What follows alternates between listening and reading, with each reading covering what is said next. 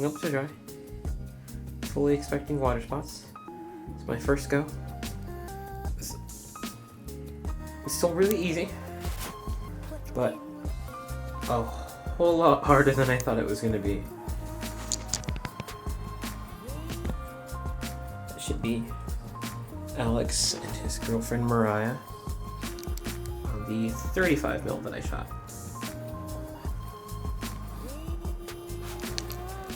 Like I said, fully expecting water spots.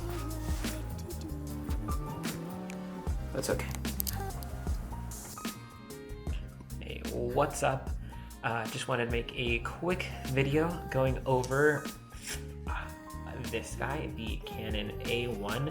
I think in my last video I talked about the Minolta SRT 101 that I have. It's been a lot of fun, but I've been wanting to try to make the most out of the other cameras I have. So in my rotation now, I've got this guy. I just recently developed some rolls of film that I've shot on it, and I kind of just wanted to share my thoughts and experiences with the Canon A1. Alright, so I've had this camera now for, I want to say, roughly around the same amount of time as I've had the Minolta. Maybe about 2-ish months or so, something along those lines.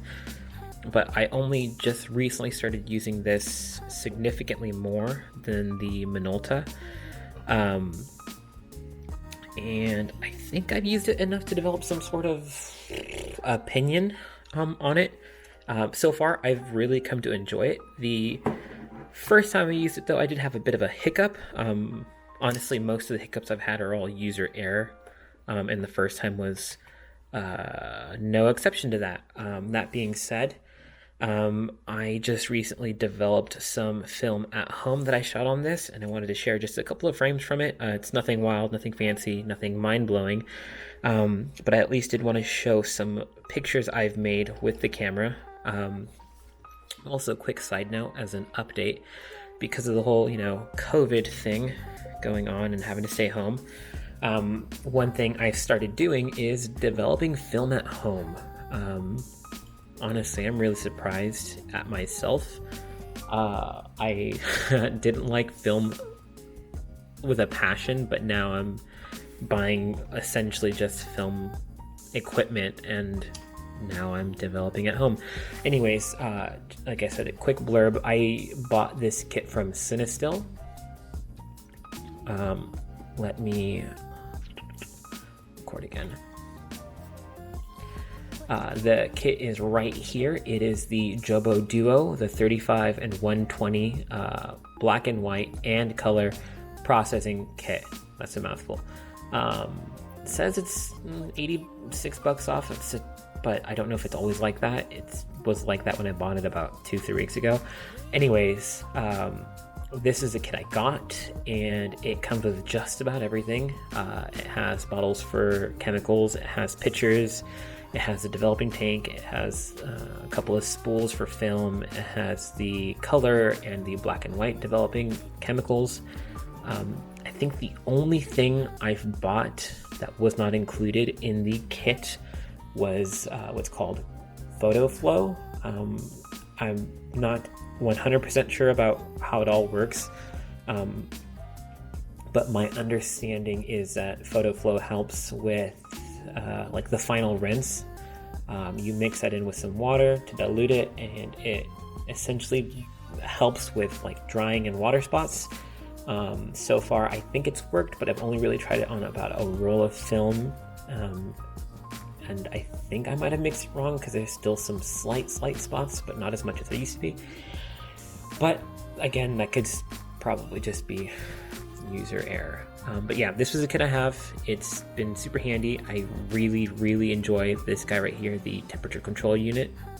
I know a lot of people on YouTube, when they talk about how they develop film, a lot of them just say that they heat up water and then they use the thermometer and hope for the best, which I'm sure would have worked, but just the fact that I've got this now and it can control the actual temperature of the water and it has timers on it and everything, it's just been a huge help for someone like me who has no idea what they're doing. So if you're looking for a film developing kit, this for me has been super worth it. So yeah, that's the kit I'm using. And then let's look at some film. So this and the next couple of stills are all photos I've made, again, on the Canon. I'm really happy with the photos. Again, my nephew here might not be in focus, but that's not the camera's fault, it's my fault. It has a built-in light meter, which I think has been doing really well. I've, for the most part, just been using the camera's meter. I've been using my phone as like a second meter just in case it seemed off, but for the most part I think it's working really, really well. I wish my focusing worked really, really well, but that's, again, not the camera's fault. So far the glass seems to be pretty good. I should have taken some pictures with a not greater depth of field. I should have taken a wider range of photos, some to kind of show off if the edges stay just as sharp, but for the most part I'm pretty happy with this. Again, the focusing isn't the camera's fault, it's my fault. Then again, I'm blind, so probably a lot of my photos are going to be blurry.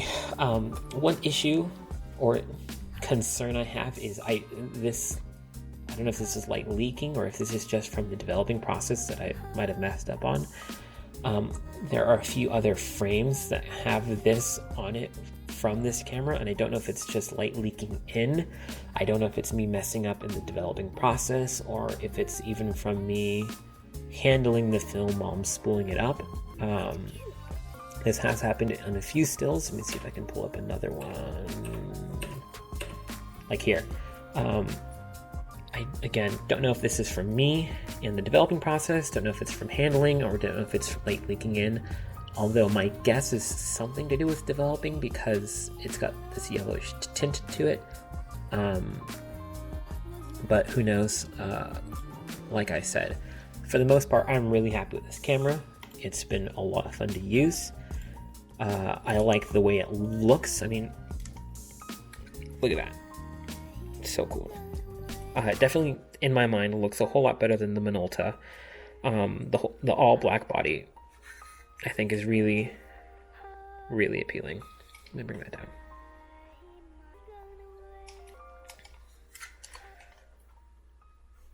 Like when I think vintage film camera, this is what I'm thinking. Let's go back to some of the photos I've made. The lens, I think the lens is really good for what it is. It's just a 50mm 1.4. I mean, I've got no complaints really. At least none about the camera. A quick thing to know about developing, or not even just a quick thing, I don't want to pretend like I know what I'm talking about, just a lesson I have learned about developing film. At least when it comes to this kit. Where is it? So I thought I could do like multiple rolls of film on one of the spools, which I've done before with 120, and it ended up being perfectly fine. I didn't see anything happen. On this particular, I guess, time I was developing film, I rolled up 2 rolls of film on one spool to develop, and the end of one roll of film and the end of another ended up overlapping by about 5 frames, and the outermost few frames were essentially unusable because either something happened with the chemistry and I want to say 2/3 of the photo of the still in the middle was just completely either burnt out or this crazy stuff was going on there, and it essentially made it unusable. Kind of like this in this frame here, but to a crazy extreme. And I don't know if I did something wrong, if I'm not actually supposed to be putting more than one roll of film per spool, But I think that's just something I'm going to keep in mind for the future when I have rolls that have important stills on them. I got lucky enough to where I was essentially just developing test films to make sure that the camera was working. But for me, I guess it is something I want to keep in mind, and just maybe even look into buying different spools for that developing tank. But going back to some of the other shots I've made, like here are a couple of my car. Again, it's just me having terrible focusing abilities, but for the most part, I think it's made for some great photos. Yeah, like that one. Here's a weird, I don't know if it's a purposeful double exposure, but it looks like two frames got blended together. But overall, like I said, I've been really happy with the camera. Really happy with the photos I've made with it. Here's one I did. I think for the most part, the lens is decently sharp for what it is. Anyways, I'm rambling now. So, all right. So before I ramble on anymore, I'll just kind of wrap it up. Just wanted to make a quick update on my thoughts of the Canon A1 so far. It's been really fun to use in contrast to the Minolta, which is fully manual. For this one, I've mostly been using, let me see if I can focus in. Focus for me. There you go. I've mostly been using shutter priority right there, as opposed to aperture priority, which it also has. But it's been really fun to just be able to say, like, all right, I want it right there. I want to look at something and take a picture real quick. Only really needing to meter for light as like a backup. For the most part, the light meter in the camera has been really, I want to say accurate. What else can I say? I'm not going to say inaccurate and keep using it. Yeah, it's been pretty good for the most part. Nothing I can complain too much about. Yeah, I'm going to look into whether or not it is leaking any light. Or if it's just the weird bits of yellow I got on the end, which I'm assuming are probably from just the process of developing, something I might have messed up on. But I'm still going to look into see if it's leaking light. Yeah, other than that, it's been a fun camera. Hopefully I'm still using it in the future. I can't see why not. I think I might buy the winding attachment and then the extra grip, not necessarily for the automatic winder, but because I want to have a bit of a more substantial grip, and I can't necessarily have one without the other. Yeah, so this is kind of taking the place of my Minolta for now, just so I can get more comfortable with it and really see what it can do. But aside from 35, I've also been shooting a lot on this guy. I know I made a video of my unboxing, but since then I have managed to get a new lens. It is a 80mm f4, which has been really, really nice because other than that, I've only had the 150 also f4 lens, which isn't a terrible lens, although I'm starting to realize that this lens isn't terribly sharp.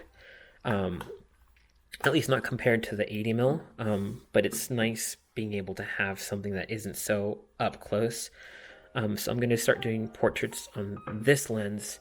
I've already developed, I want to say maybe 2 or 3 rolls of 120 film on this. Not on this. I've developed about 2 rolls of film from this. I've got 1 roll in here, and then I've got 2 black and white that I haven't processed just yet.